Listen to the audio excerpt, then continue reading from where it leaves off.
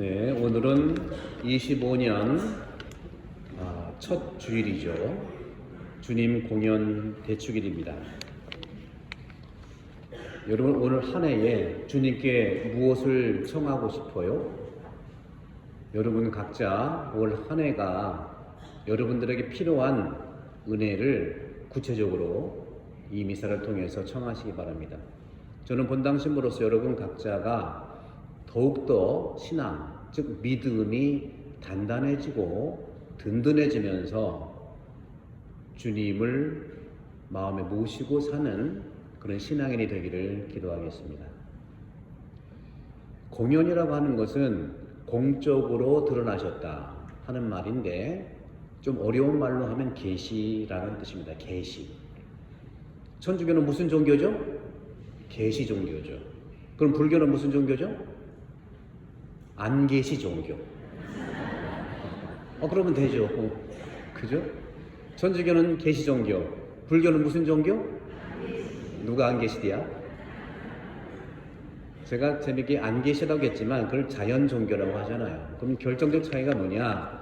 천주교의 계시 종교는요, 하느님이 계시 자체이시고 하느님이 사람이 된 날이 오늘 성탄 공연 축일이잖아요. 그죠?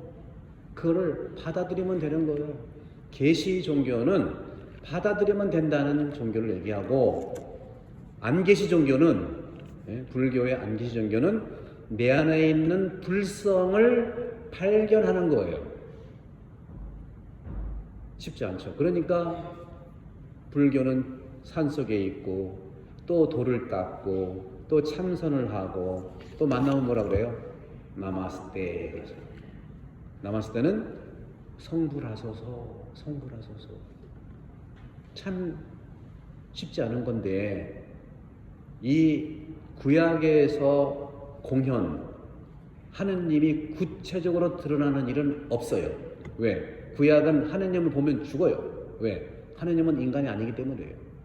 그거는 죽인다는 뜻이 아니라 바로 하느님은 우리 삶 가운데 있지만, 구약은 하느님을 볼 수가 없고, 그리고 모든 것을 보이는 축복과 보이는 사랑으로서 백성들을 이끌어 주시는 건데, 신약의 이 공연은 볼 수 없었던 하느님을 이제 확실하게 볼 수 있는 뜻이 바로 공연이에요. 그렇기 때문에 신약에서는 하느님이 누구를 통해서 볼 수 있다는 거예요? 예수님이 하나님이라는 겁니다. 그러니까 더 이상 구약에 머무는 것이 아니라, 구약에 볼 수 없었던 하느님을 이제 신약의 이 구유의 가장 낮은 자로 태어나신 사람의 모습으로 하느님은 드러나신 것이기 때문에 여러분들은 하느님이 될 수 있는 거예요. 그게 바로 받아들이면 되는 겁니다. 그런데 이 계시라고 하는 것은 하느님께서 구체적으로 우리에게 드러나신 건데, 그걸 받아들이면 되는 건데, 이걸 에피파니아라고 라틴어 말로 얘기를 하고요. 이 공적인 계시는 사적인 계시와 분명히 달라요. 사적 계시에 대한 교회의 공적 태도는, 공식적 태도는 매우 유보적이에요. 오늘날에도 하느님은 우리들에게 무엇인가 말씀하시고 싶어 하시는 것이 사실이죠. 여러분도 하느님 뜻, 하느님 목소리를 직접 듣고 싶죠? 듣고 싶어요? 안 듣고 싶어요? 듣고 싶잖아요. 솔직히 말씀하셔도 괜찮아요. 나도 듣고 싶어. 매일 듣고 싶어요. 특히 오늘날 우리나라가 참 이런 어려움 중에 있을 때는 더 듣고 싶은 거예요. 근데 그게 바로 유혹이라는 거예요. 이미 다 하셨는데 뭘 또 듣고 싶냐? 성경을 떠들어보면 되는 거예요. 성경서 이미 다 있는 겁니다. 교회는 이렇게 성경과 교회 교도권이 보호하는 전통에 담아있는 계시만큼 사적 계시의 비중을 두지 않습니다. 사적 계시는 예를 들어서 교회에서 인정한 것도 마찬가지예요. 예를 들어서 루르드의 성모님 발현이라든가 빠띠마 발현이라든가 이거 사적 계시를 교회는 인정한 거거든요. 그렇지만 이 사적 계시의 내용을 성경만큼 우리 믿을 교리만큼 믿으라는 게 아닙니다. 이런 차원에서 공적 계시와 사적 계시는 경계가 있어요. 바로 그 경계가 뭐냐? 성경이라는 겁니다. 실제로 성경의 계시도요, 계시책이잖아요, 그죠? 성경의 계시도 시작은 사적 계시로 시작됐어요. 그게 바로 사도행전입니다. 공간복음이야 하느님이 직접 사람이 되신 예수님의 역사적 삶과 신앙의 그리스도를 드러냈지만 사도행전을 보게 되면 수많은 사도들의 모습이 나타나요. 예를 들어서 베드로, 바오로, 결정적으로 베드로가 꿈에서 하느님의 가르침을 받았다는 것을 읽는 부분도 나오죠. 사도행전 10장 1절에서 8절. 그리고 사도행전을 보세요. 어떤 베드로였는데 예수님이 계실 때 담대하게 예수님을 선포하고 부활을 증거하잖아요. 또 바오로 사도, 그는 그리스도인들을 박해하던 주범이었어요. 사람들을 막 때려잡던 박해자였어요. 그런데 이 바오로에게 또 개인적으로 나타나신 게 뭐냐? 다마스커스로 그리스도인들을 박해하러 가는 길 위에서 부활하신 예수님이 바오로에게 나타나신 거. 왜 나를 박해하느냐? 거기서 눈이 멀고 자기를 성찰해 가면서 완전히 회개의 삶을 살아서 그리스도를 박해하던 사람이 그리스도를 선포하는 사람으로 되바뀌었습니다. 이게 바로 각자 아는 사적 계시로 일어나는 거예요. 또 교회에 많은 바오로 서간들, 고린토인들에게 보낸 거, 에페소인들에게 보낸 거, 갈라디아의 많은 서간들은 초대교회에 많은 이러한 예언적 은사들을 받은 사람들로 가득하죠. 중요한 것은 구약 성경처럼 신약에서도 참 예언자와 거짓 예언자를 구별할 필요가 있다는 겁니다. 구별하지 못하면 우리가 당하게 되어 있어요. 그래서 이 계시라고 하는 것은 우리 안에서 하느님이 움직이는 걸 받아들이는 거죠. 역사적으로 보게 되면 초기 교회 때도요, 172년경에 몬타누스라고 하는 이단자가 있었어요. 처음부터 이단은 아니었죠. 이 사람은요, 고상한 기도를 실천하는 그 영향력을 많이 주어서 많은 교인들에게 새로운 예언운동의 창시자로 유명해졌어요. 그러다 보니까 그 지역에 있는 교구장인 주교님의 권위보다 추종자들이 그렇게 그것을 따른 거예요. 그래서 교회는 그들과 거리를 두라고 한 겁니다. 아우구스티누스 성인이나 그 당시에 많은 교부들은 이러한 예언자, 거짓 예언자죠. 이 예언자와 환상가를 찾지 말라고 경고했어요. 오늘 복음도 보세요. 헤로데가 왕이 태어났다고 하니까 동방에서 오다 보니까 그들을 불렀어요. 여기까지는 괜찮아요. 율법학자, 헤로데는 백성의 수석 사제들과 율법학자들을 모두 모아놓고 메시아가 태어날 것이 어딘지 물어봤어요. 공부하기 시작하는 거예요. 공부. 정치 지도자잖아요. 그러니까 왕이 태어났다는 게 자기 라이벌로 생각했는지 아주 공부를 열심히 하는 거예요. 여기까지 괜찮아요. 그들이 얘기를 했죠. 유다 베틀레헴입니다. 예언자가 이렇게는 왔습니다. 결코 작은 고을이 아니고 통치자가 나와서 백성을 보살필 겁니다. 위기감이 온 거예요. 위기감이. 그 다음부터 이제 이게 비선 실세가 드러나는 겁니다. 박사들을 다 가게 한 다음에 여기 나와 있죠. 헤로데는 박사들을, 그러니까 이 사제라든가 율법학자, 그 당시에 소위 얘기하면은 우리 국가에서도요, 그 대통령을 보좌하는 사람들 있잖아요. 전문가들 있잖아요. 그들이 얘기하는 것을 듣지 않고 여기 보세요. 헤로데가 박사들을 몰래 불렀다는 거예요. 몰래. 여기부터 이제 비선 실세야. 몰래 부르는 것부터 문제가 있는 거예요. 몰래 불러놓고 이렇게 말하는 거죠. 별이 나타난 시간을 정확히 알아내고서는 여기서부터 이제 점성술인 거예요. 이때부터 이제 사이 무속이 시작되는 거예요. 무속과 점성술 이것은요, 아차하는 사이에 드러나고 안다는 사람한테 드러나지 정말 주님처럼 순수한 사람한테는 안 나타나요. 여러분들 우리는 걱정할 거 없어. 아주 안다는 사람, 똑똑하다는 사람, 무슨 뭐 큰 데 나왔다는 사람, 이런 사람들한테 마귀가 쫓아가가지고 헷갈리게 해서 자신의 생명을 아주 위협하는 것뿐만 아니라 모든 사람들이 영향을 주는 거죠. 이게 굉장히 중요해요. 오늘 복음도 그렇잖아요. 나타난 별 시간을 정확히 알아내고, 그리고 거짓말까지 해요. 그들을 베틀레헴으로 보내면서 말했어요. 아기에 관해 잘 알아봐요. 그리고 아기를 찾거든 나한테 알려주세요. 왜요? 죽이려고. 근데 그런 말을 하지 않고 반대로 거짓말하는 거예요. 여러분, 거짓말로 일관되어 있는 게 거짓 예언자입니다. 아기를 찾거든 나한테 알려주시오. 나도 가서 경배하겠소. 거짓말. 그들은 임금의 말을 듣고 길을 떠났다가 쭉 한 다음에 꿈에 천사가 나타나 또 다른 데로 가는 겁니다. 이렇게 우리는 환상과 거짓 예언자를 찾지만, 근데 이들이 처음부터 나 거짓이요 하지 않아요. 처음에는 굉장한 매력을 줘요. 이걸 보면 육적인 매력입니다.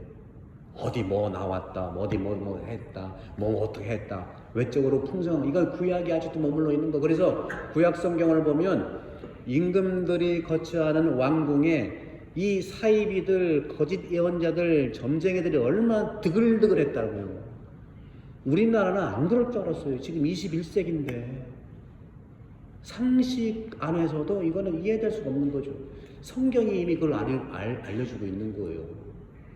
그래서 우리는 말씀을 잘 받아들여야 되는 거예요. 무조건 받아들이면 안 돼. 잘 받아들여야 돼요. 중세 때에 피오레 요아킴이라는 이런 이단자가 있었는데, 이 사람은요, 복음을 어떻게 얘기했냐, 영원한 성령의 복음을 나는 얘기한다 해가지고 많은 사람들이 또 추종했어요. 이때도 교회는 강력하게 경고했습니다. 많은 영혼들이 이러한 말씀에 현혹되는 거예요.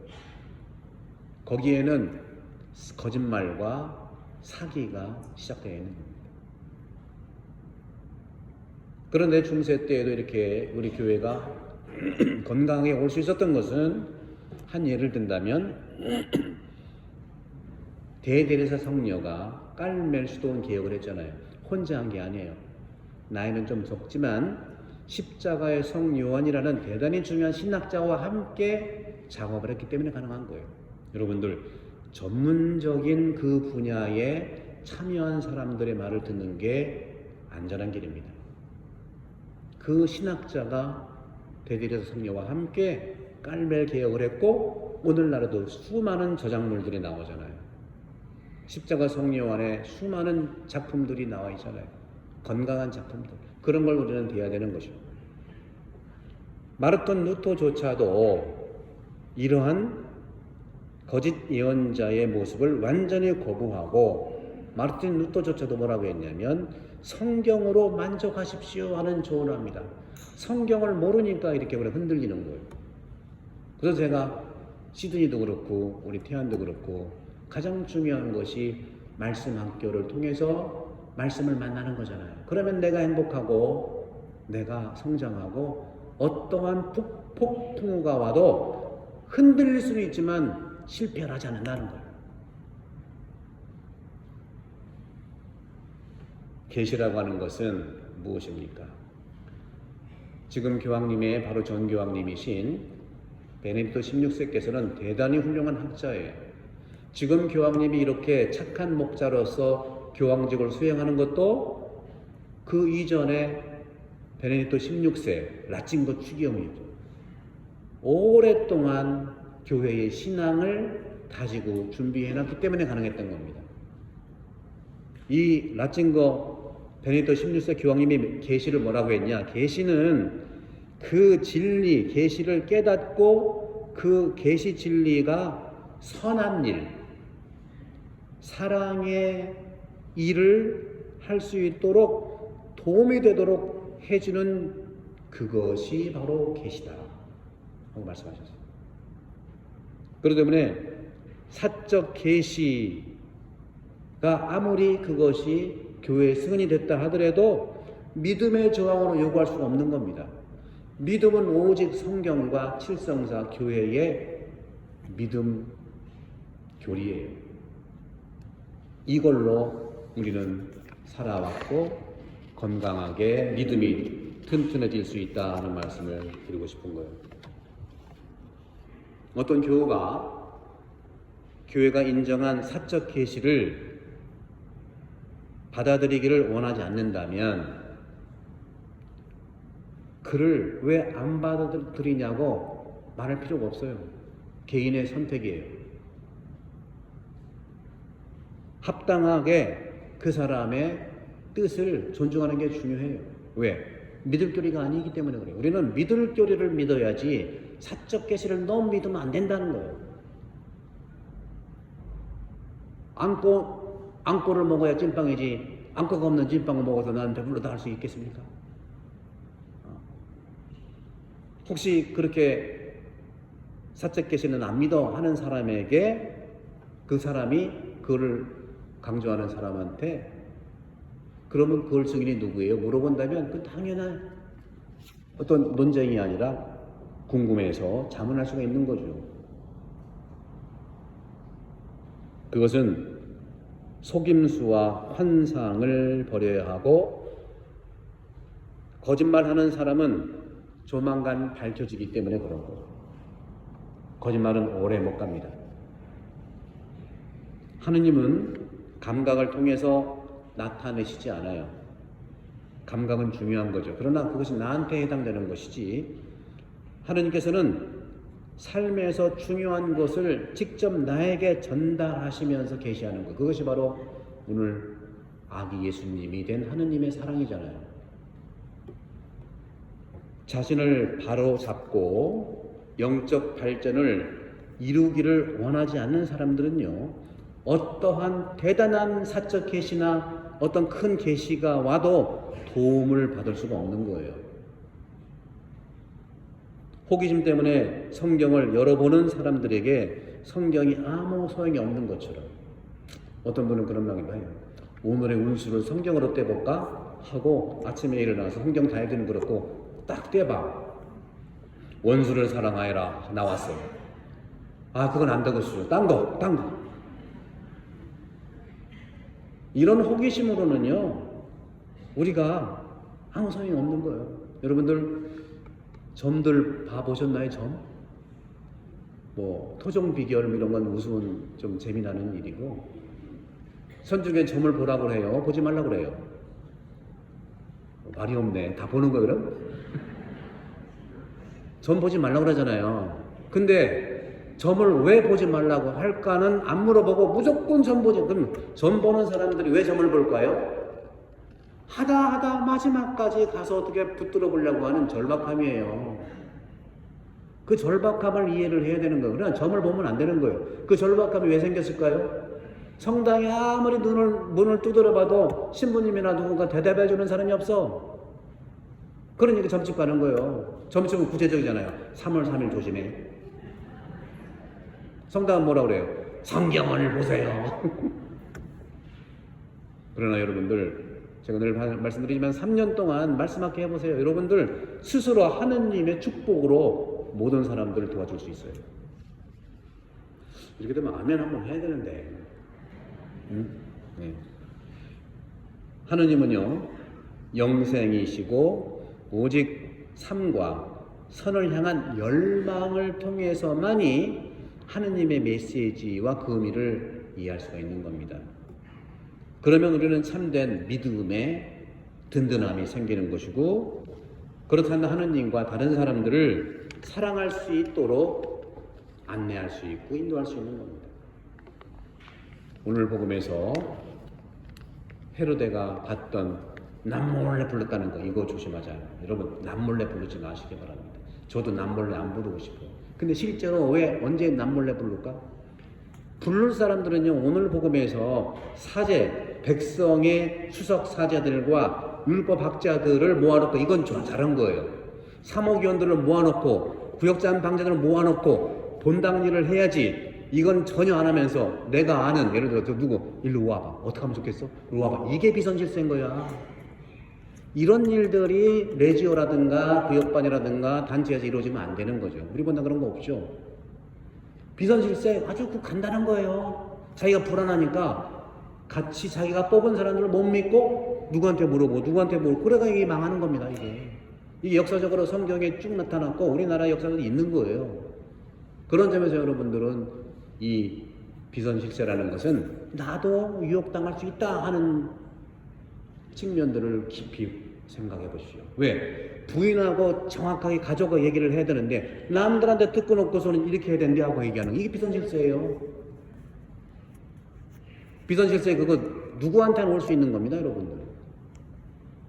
그런 점에서 여러분들 오늘 주님 공연 대축일에 제가 여러분들을 위해서 기도합니다.